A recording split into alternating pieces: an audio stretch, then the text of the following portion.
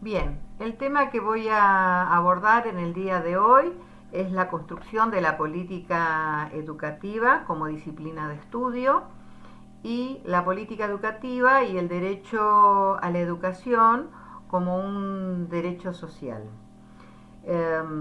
Para abordar estas temáticas voy a hacer referencia a dos autores de la bibliografía de la cátedra.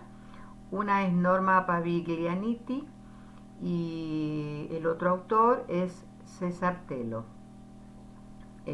Cabe aclarar que en la construcción de la política educacional como disciplina de estudio voy a abordar el objeto de estudio de la política educacional con sus respectivos temas y abordajes. En principio voy a hacer referencia a la mirada que hacen los autores respecto de estos temas.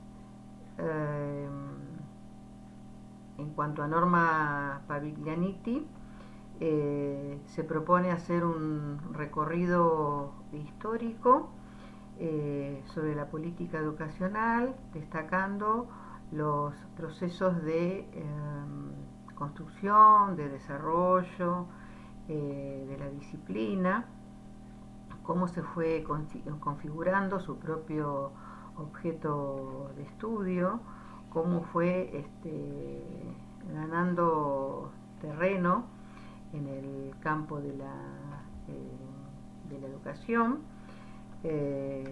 tanto a nivel mundial como nacional. Y por supuesto haciendo hincapié al derecho a la educación como un derecho social, que ella bien lo destaca. Y en cuanto a César Telo, él hace un abordaje del objeto de estudio de las políticas educacional desde un enfoque epistemológico, ¿sí? Considerando a la política educacional como un campo teórico, ¿sí? Un campo de estudio, ¿sí? Que define a partir de la perspectiva y el posicionamiento epistemológico de quien la interpela, la interpreta y la caracteriza. Por otro lado, esa definición en términos de posicionamiento epistemológico tiene que ver con una episteme de época. ¿Mm? Bien, dicho lo cual, haré el recorrido que señala Norma Paviglianiti. Sostiene que la política educacional es una disciplina reciente, de desarrollo reciente, con un enfoque muy particular en cuanto a los fenómenos educativos.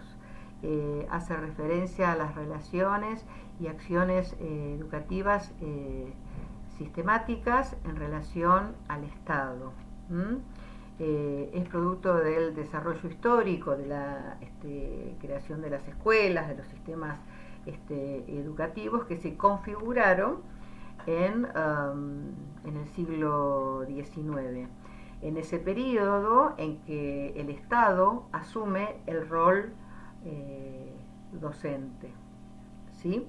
El interés se centra en el dictado de las leyes que permiten organizar y consolidar las instituciones educativas.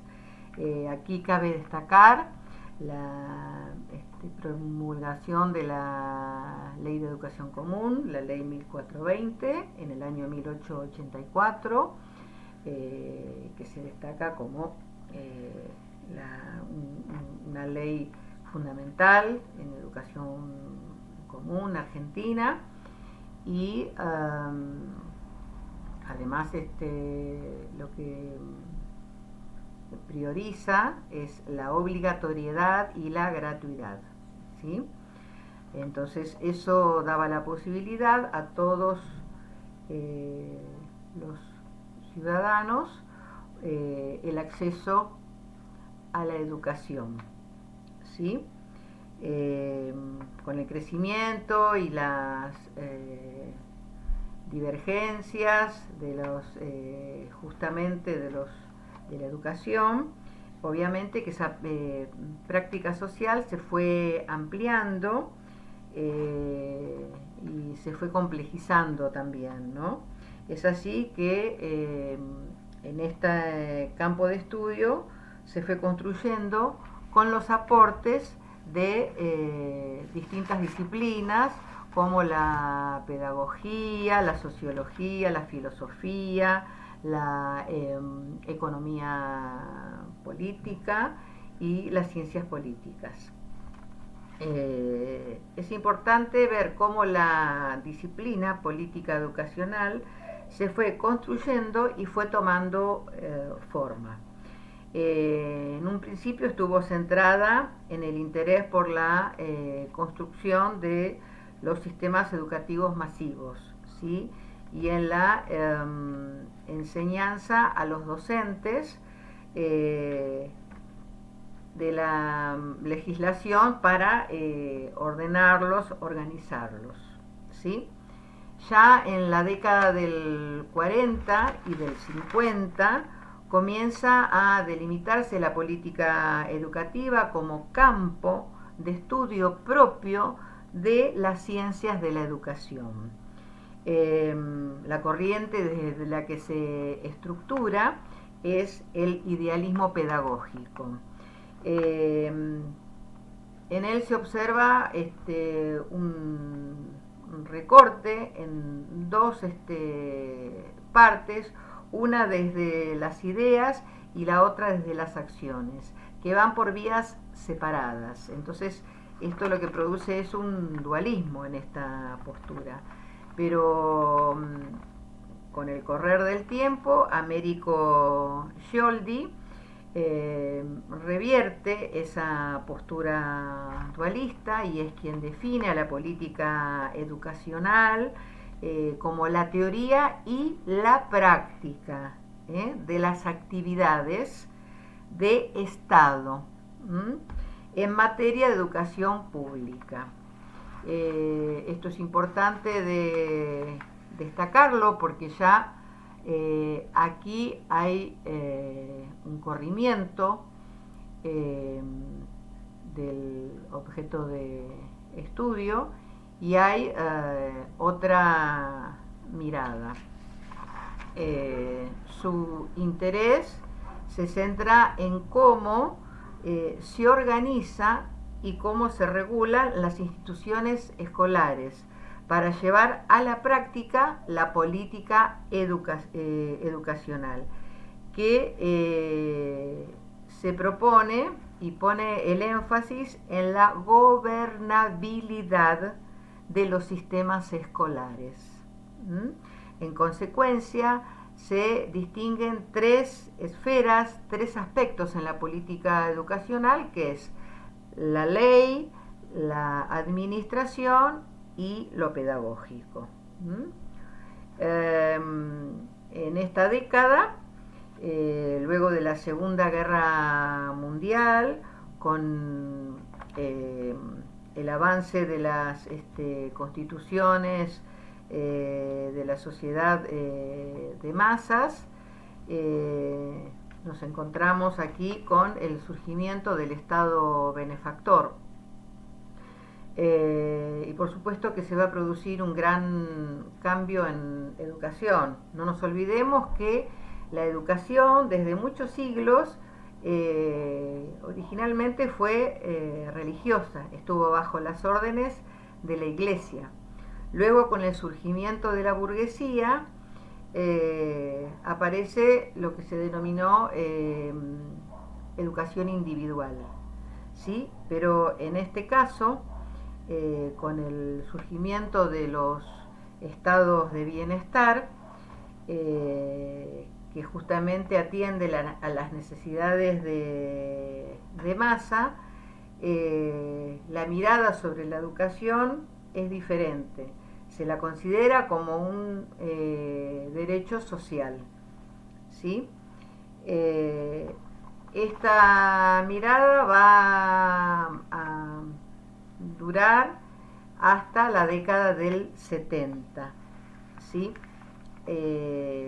A esta altura predominan las corrientes de desarrollo y de corte de capital humano, poniendo la mirada en el crecimiento, en la distribución social y regional, haciendo hincapié en la eficiencia y en la eficacia,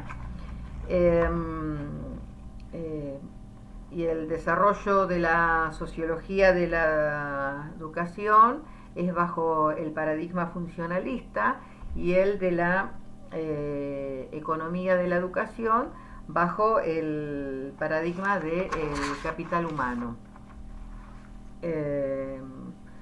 En la actualidad,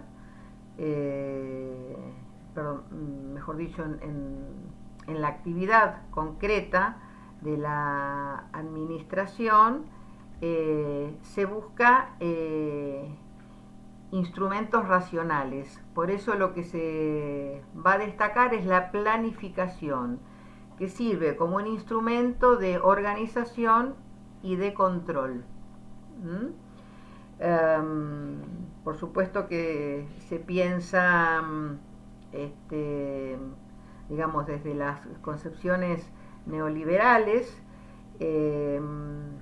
todo lo que el estado de bienestar vino dando como derecho social, tanto sea en salud como en educación, al Estado neoliberal no le sirve.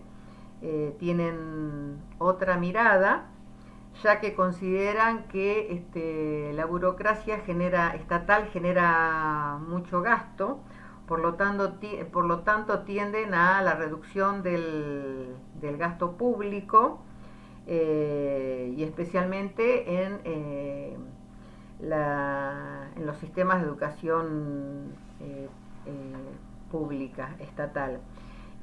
No así con la educación privada, en donde el Estado sí financia de alguna manera los gastos de la educación privada, porque considera que tiene mejores administradores, ¿sí? A esto se le suma que a mediados de los años 70 asume el gobierno de facto en nuestro país específicamente, y en cuanto a la mirada que dicho gobierno tiene sobre la educación, es entendida como restauradora del orden. ¿De qué orden? Bueno, del orden militar, ¿no? Es la ideología que ellos promueven y promulgan. Y por lo tanto que se produce un vaciamiento, ¿sí?, en el desarrollo de esta disciplina de la política educacional. Ya entrados los años 80, a principios de los años 80, se produce una revisión de la política y de la educación. Hay un corrimiento a nuevas visiones, a nuevas alternativas, especialmente en América Latina. Aparecen las corrientes progresistas, que promulgan una mayor igualdad y democratización de la educación. También hay una revisión interna de las teorías críticas reproductivistas. Se intenta encontrar respuestas a diferentes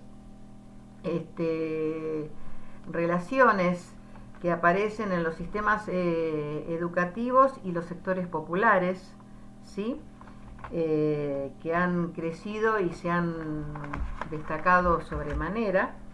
Y la respuesta esperada ya no es una teoría omnipresente que dé solución a todo, en todo tiempo y en todo lugar. No.